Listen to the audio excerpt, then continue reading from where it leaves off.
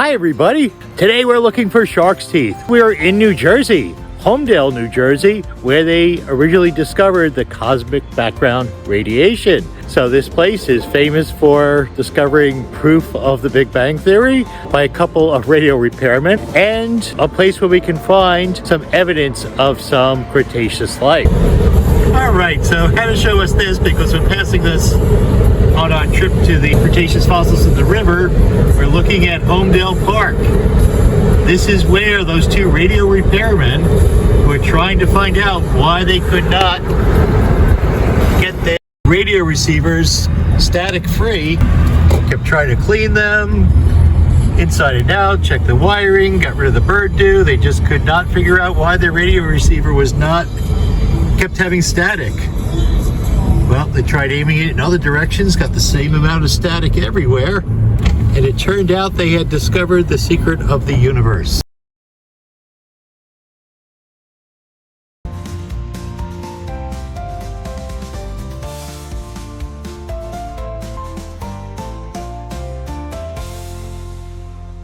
The last time that we were here in Homedale, New Jersey, I went into great detail about why it is the center of the universe. Now, anybody in astronomy or physics will probably get that little joke. Homedale, New Jersey is very famous in physics and astronomy because this is the place where the cosmic microwave background was discovered. It was discovered by two radio technicians working for Bell Labs, trying to find out why they were getting distortion. They were receiving radio signals from Europe, back in the 1960s. And although they were getting reasonably good radio transmission, they were for some reason getting the static in the background. And no matter what they did to the machinery, cleaning it, repairing it, they still got the same very small amount of static. And being good scientists, Wilkinson and Penza didn't give up on trying to solve this problem. They tried pointing the radio receiver in other directions and still got this strange static in the background, pretty much constant all around. So after researching and consulting with physicists and astronomers, it became apparent that this strange microwave radiation coming from every direction was actually a remnant of the Big Bang, actually the formation of our universe. About 13.7 billion years ago, at our most recent estimate of time, our universe condensed. It started from a singularity, a small point, or something resembling a singularity, and blasted out. But it was all subatomic particles that were opaque, where they were not giving off light.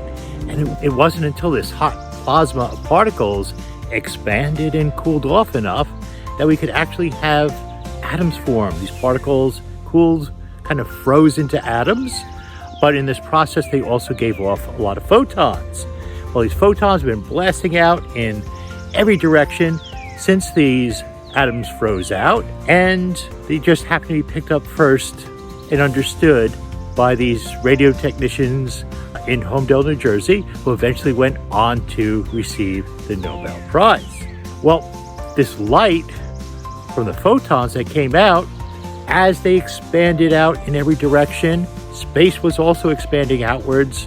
The wavelengths of this light got stretched, and by the time it's reaching us now, 13.7 or so billion years later, the photons have been stretched into microwave, a lower form of energy. Here's a picture of our electromagnetic energy. When the Big Bang happened, it blasted out all these different forms of energy, but we're going to pay attention to the light energy here.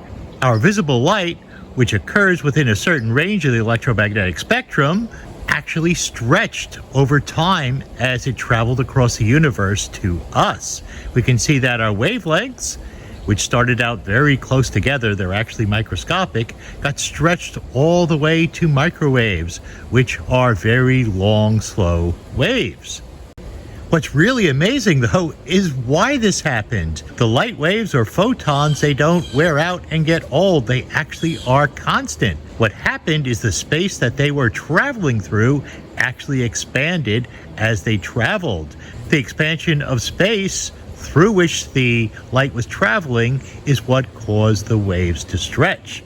So as far as the waves are concerned, they've always been the same. It's just space that stretched as they traveled.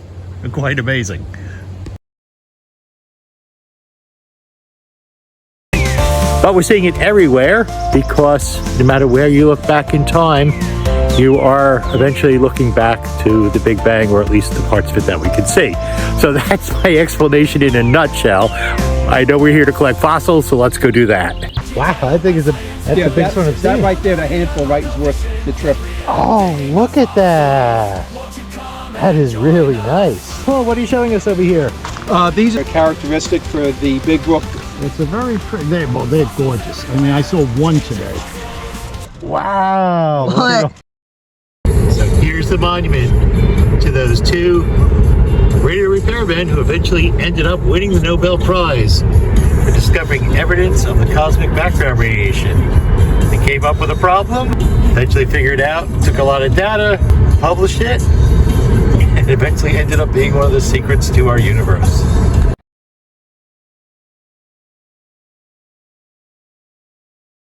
Fossil hunting and collecting with Chris.